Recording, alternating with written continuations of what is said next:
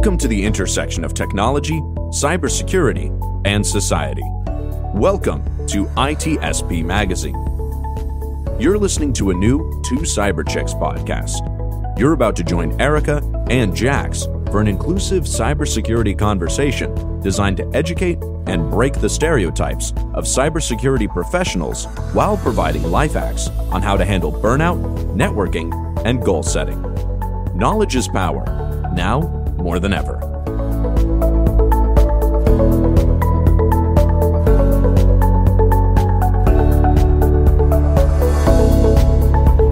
Welcome to Cyber Chicks fam. Today we're chatting with a cybersecurity professional who broke into cybersecurity last year and is working as a junior security analyst. And she actually specializes in security infrastructure engineering. Now today, Ashley Wicks will be sharing her journey into the cybersecurity space and provide tips and tricks for those wanting to break into the industry. And I am so excited because it's been long overdue, Ashley, to get you on this show. So we are super thrilled to have you on the show with us today. But before we really start jumping in and asking you a bunch of questions, will you take just a few minutes to kick us off by sharing a little bit about your background and how you landed your first job and got into this space? Sure. Thanks, Jax. Thanks, Erika. Thanks for having me here. I am super excited to be here. So it's a little story how I actually fell in cyber. It was back in 2019. I would say it was not unfortunate. And I actually had a fall back in 2019 at the gym on a cold winter day on a weekend on a Saturday, 8 o'clock in the morning. I don't know what I was doing. It was meant to happen. And it was just not even a bad fall. It was like a little fall. I was just doing a class at the gym and I fell and my hand dislocated. And I got up and everyone was like, "You okay?" I was like, "I'm okay." But then I was like starting to going passing out. I'm like, everyone was asking, "Are you okay?" And I actually was going to pass out, found out my hand was dislocated. And 10 minutes into the class, I was at the hospital and I was passing and I could feel I was flying. Anyway, cut the long story short, and a guy broke an elbow and a stitches, couple screws after. I actually lost a contract I was doing at that time back in 2019, COVID-19, all of them all together after my rehab when I was ready to come back to work.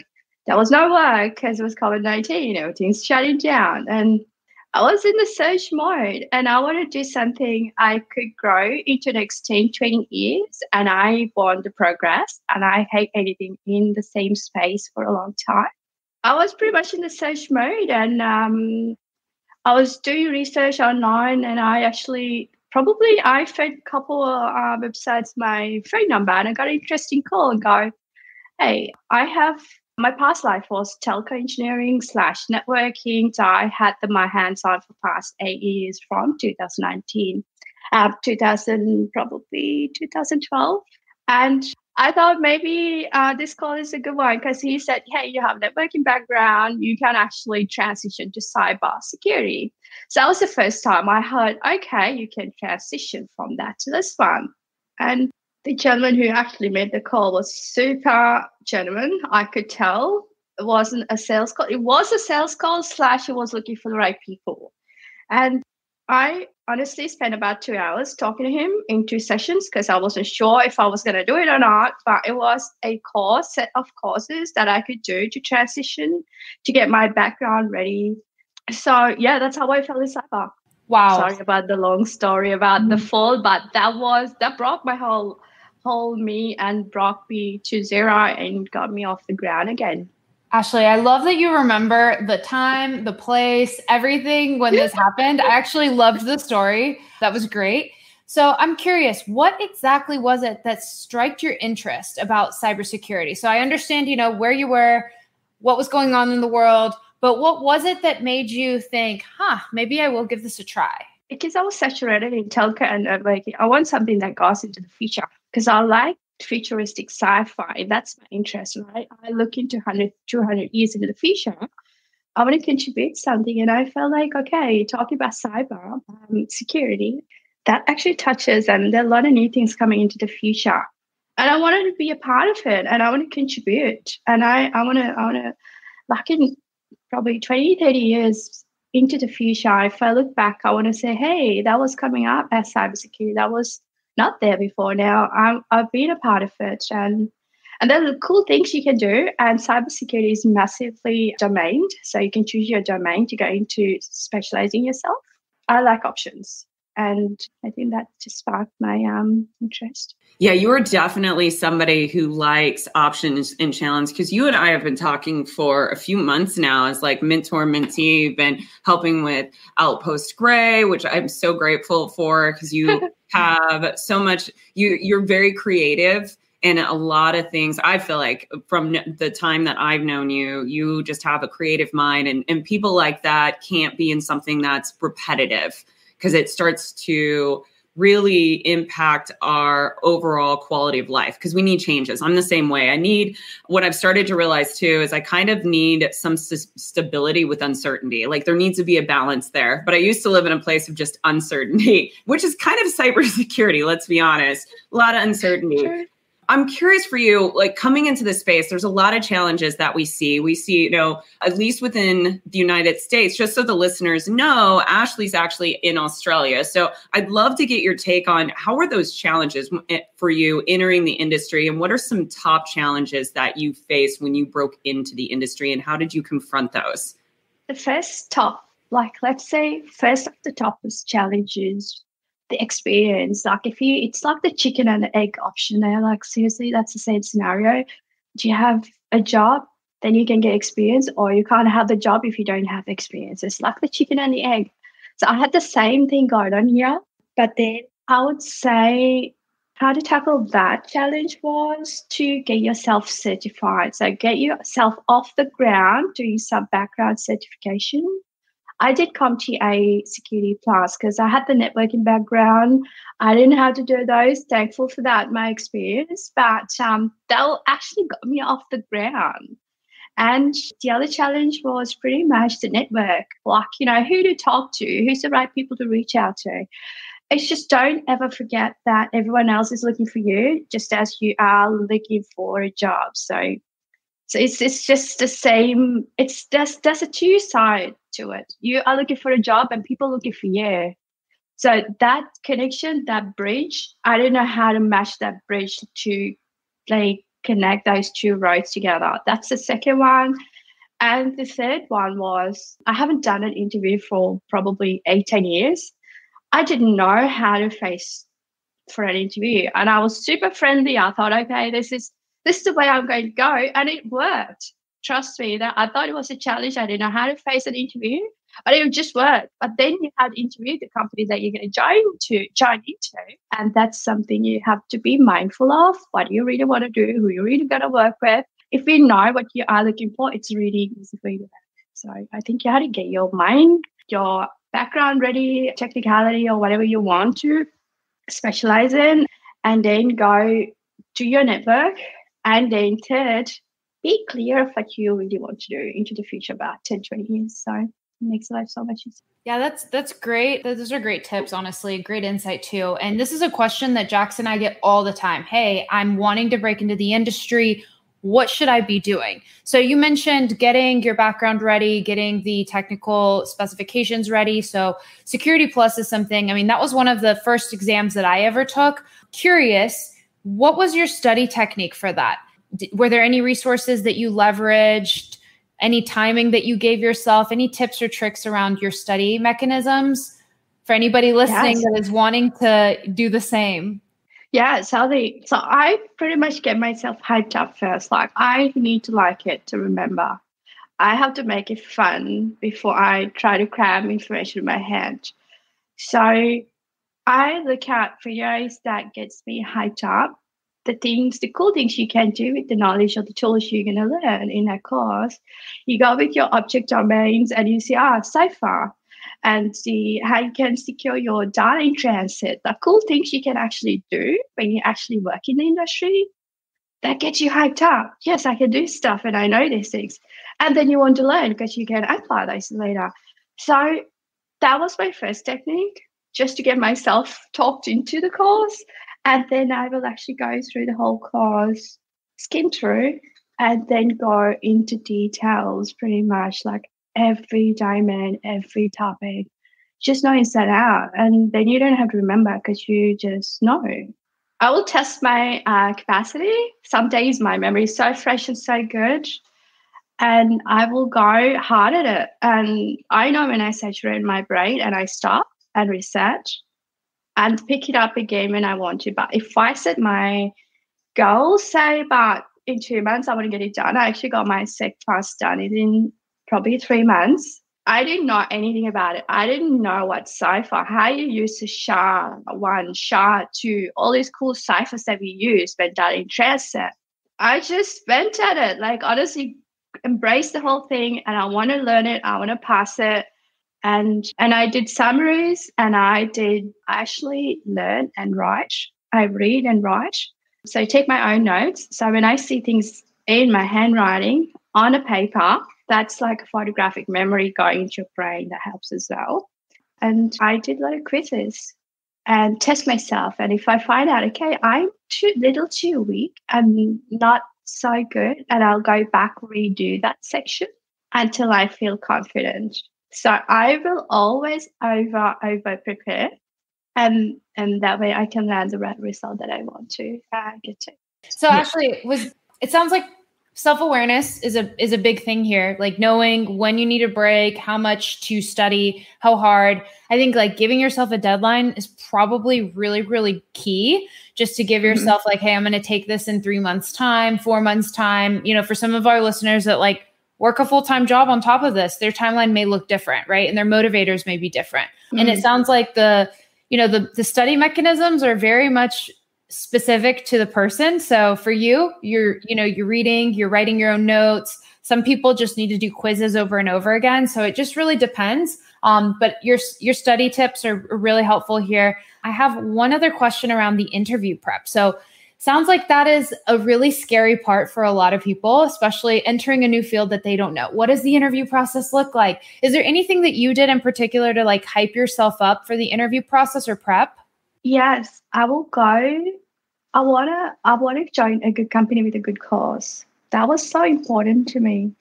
And the people I work with will really pave my future into the 5 years, 10 years, 20 years. So I was super specific about who and what team I was going to join in. So I'll go have a look, what is the company's value? And if it resonates with you, if you go, okay, that is in line with what I actually value in my life. So you pretty much interview the company just as much they interview you. Don't forget that. So they need you just as much as you want them. So don't forget, don't be desperate. And when you're desperate, you actually close a lot of portals for you. Communication portal get most of the time closed because you're desperate and you just want the job. That's the only thing you focus. Don't focus on that, because if things are right, if the background and everything else is right, it's going to be your job. So don't forget about that part. I always go, okay, these people are my best friends. They want me. So that's my main focus. They want me, and I had to show them why they should have me in their team.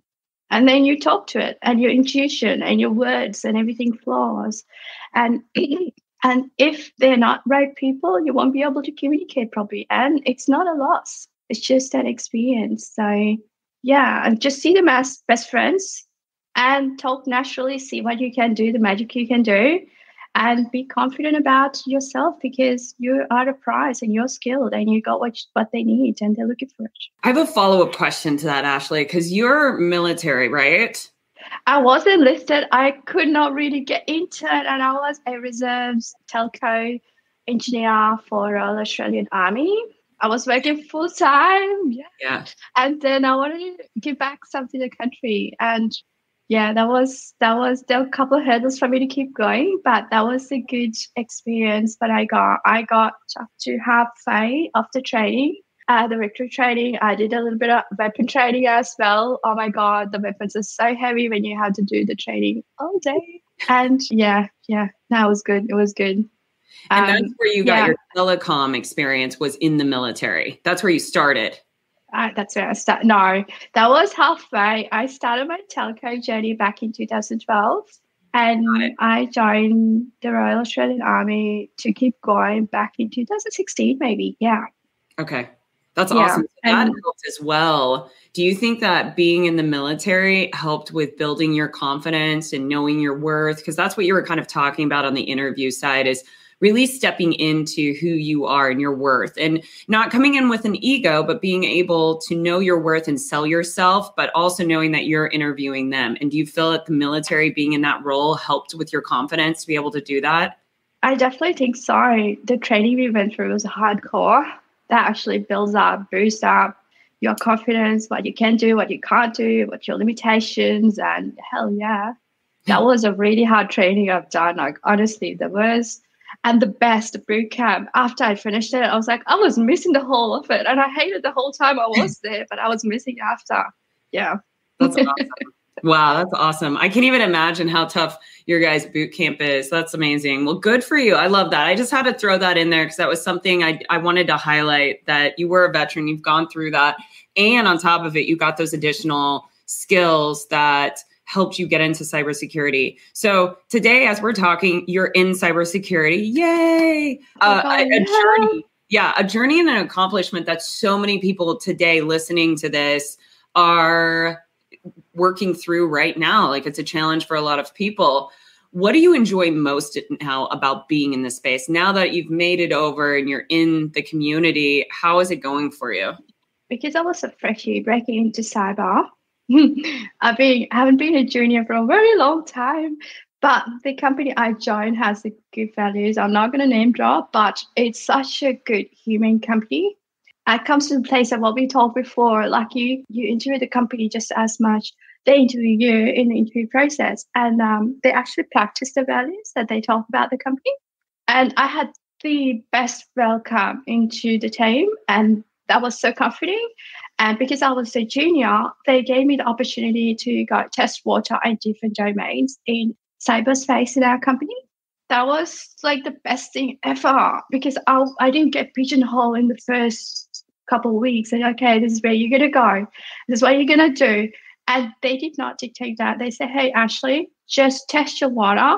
They gave me opportunities, and I could test water in different areas like, okay, GRC space, and then security operations and security infrastructure. My mentor was in security infrastructure, and the cool things he was doing while I was watching when I joined last year, it inspires me. The background knowledge that he had a lot of experience, and I enjoyed watching it, and I pictured myself doing those things. And now I'm working on a lot of infrastructure engineering with another wonderful mentor, and he's enjoyable to work with and inspires me. He has faith in me, the whole totality of it. How we start, how we actually plan what we're going to do, and then have fun doing it, and then hit the results, and you actually celebrate the whole thing. That is just so important to me. Joy is my first factor in my life. I have got 4 values: joy, grace, care, and progress. When I have all those 4, when I'm doing tasks, like, it doesn't matter how small or big or experienced person or a junior, it's just a whole totality comes into place. And it's just that everything I do in my team, honestly, I freaking have fun and I love it doing it. So, yeah. Oh, that's so great. I'm feeling like so hype right now. Ashley, everything you're saying resonates with me. I'm like, yes, yes, yes. I love to feel that way. I think it's super important to keep us motivated. So, quick question about mentorship. So, do you have any tips and tricks for finding the right mentor? Have you navigated maybe having a mentor that wasn't the right fit and, shifting focus to find one that, did help you out? I'm going to go back to the saying that I probably used before. You work with what you got, but you never stop searching for what you are looking for. It's a journey. You work with what you got, and you keep an eye on what you want. So when you know what you want, when you are clear of your intention, it'll find a way. But meantime, you do work with what you got. So that's what I did with all my mentors. I don't know, for some reason, I had really wonderful mentors. Have I said mentors or mentors? Yeah, That's the key. I'm just gonna say that's the key. Just work with what you got. If they're offering, okay, let's do this, and this is what we can do. And some mentors go, okay, what do you want to do? Let's work with what you got. And if somebody goes, okay, this is what I've got, do you want to work with it? And you just do it. If you have to change your mentor, change it. And a little fall off, that's okay. Keep going. Have many mentors. Like I've got one from the uni, and I probably got 2 or 3 at work, and non-official mentors as well. So yeah, I like that. I like that mindset. I want to add to what you're talking about on the behalf of work with what you've got. And I think a critical thing too is know the source of the feedback, like understand their background and know that you can learn something from anybody, even the worst person in your life. You can learn what not to do from a terrible leader, for example. And so it's recognizing that you can grow from what you have, but still searching out. I love that, but still searching out what you want to achieve and accomplish through your mentors. And having like many, as you say, I like that idea, because if you have 1 or 2, you've really just kind of isolated yourself. But if you have many, you may not like everything they're saying, but just remember to trust the source of the information that they're providing. And I think that's really important. I love that. Great pointers, great tips and tricks on that. All right, Ashley. Well, we're running close to time, and I want to sneak one other question in here. And that is, what has been something that's surprising to you of this space that maybe you didn't expect before? Okay, because the cybersecurity in an organization looks like a firewall to the other teams, right? That's like a huge surprise to me, because what we do as a security team in an organization is to look after you all. And it's like, yes, we have a big mansion and you are doing wonderful things in different corners of the house, in the mansion. But if you don't have a door locked or a fence locked and someone's looking after that, so people can walk in and take things and walk out. That's like the simplest way of why we are putting the measures around the beautiful things we are building in an organization. So just the how other people perceive you as a security member, or why we are putting security controls, is not seen as how it is, and it's not being valued for its value. That was a big surprise for me. So that was like a big shock to me, how organizations are taking security teams or security measures, because they see that as blocker, not a safer way to get things done in a long run. So that was such a shock to me. Yeah, it's such an interesting point, because being in the space, you wouldn't think that would be a friction area for an organization, because it's so common sense for us. But then you get into the space and you're like, oh, this is an area that's hard to sell to leadership, and they don't understand how important security is, much less even doing their compliance properly, which are not the same thing as security and compliance, but you can't even get an organization to do compliance. They'll self-attest saying they've got all their controls in place, but really they don't, they just kind of shrug it off. I love that point. It's a very interesting space. Before we wrap up though, Ashley, because we could keep talking for a long time on this topic, because I love it. How can our listeners be able to contact you, maybe for mentorship or tips and tricks on breaking into the industry? What is the best way? Email or a social media platform? I would say LinkedIn would be the best way at the moment. And I am super active, or try to be super active at least, in LinkedIn. So you can reach out to me in LinkedIn anytime, and I will try to do the best I could do. So, yeah. I love it. You heard it here, everybody. Ashley Wicks, reach out to her, like her, follow her, message her. This has been amazing. Thank you so much for coming on the show today. Thank you, too, for having me. We hope you enjoyed this episode of Two Cyber Chicks podcast with Erika and Jax. If you learned something new and this podcast made you think, then share itspmagazine.com with your friends, family, and colleagues. If you represent a company and wish to associate your brand with our conversations, sponsor one or more of our podcast channels. We hope you will come back for more stories and follow us on our journey. You can always find us at the intersection of technology, cybersecurity, and society.